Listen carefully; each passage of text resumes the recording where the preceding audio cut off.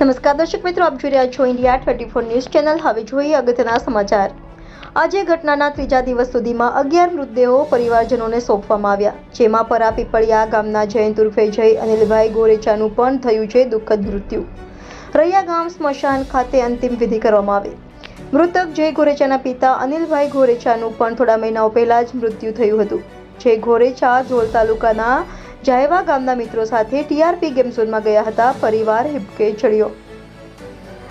Reporter Bharat Bharadva સાથે Rohit Pojani, India 24 news channel, Rajkot.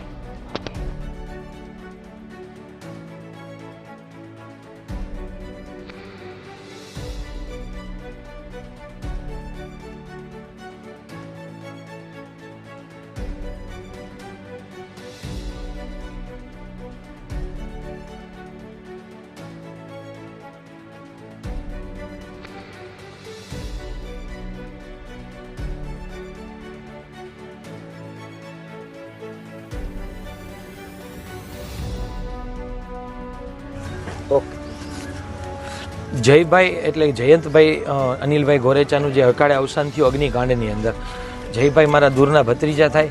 એમના મિત્રો સાથે શનિવારના રોજ બે એમના મિત્રો ધ્રોલના છે, એમની સાથે ગેમ ઝોનની અંદર ગયેલા હતા અને અચાનક જ અમને સમાચાર મળતા તપાસ કરતાં એમની ગાડી અને મોબાઈલનું લોકેશન ત્યાંનું જાણવા મળેલું। ત્યારબાદ સિવિલ હોસ્પિટલની અંદર તપાસ કરી અને જે મિસિંગ વ્યક્તિઓની યાદીની અંદર એમનું નામ નોંધાવેલું હતું અને ત્યારબાદ ગઈકાલે સાંજે અમને જે રિપોર્ટના આધારે જાણ કરવામાં આવી કે જે ડીએનએ રિપોર્ટ મેચ થયેલ હોવાથી અમને ગઈકાલે બોડી સુપ્રત કરવાની કાર્યવાહી કરવામાં આવેલી હતી। ગઈકાલે સાંજના સમયે અમે બોડી સ્વીકારેલ નહોતી, કારણ કે એમના પરિવારની અંદર 2-2.5 મહિના જ પહેલાં એમના પિતાનું પણ અવસાન થયેલું હોવાથી પરિવારને સાચવવાની બહુ જવાબદારી અમારા માટે અઘરી હતી। એટલે આજે વહેલી સવારે બોડી મેળવી અને અત્યારે અંતિમ સંસ્કારની વિધિ કરેલ છે।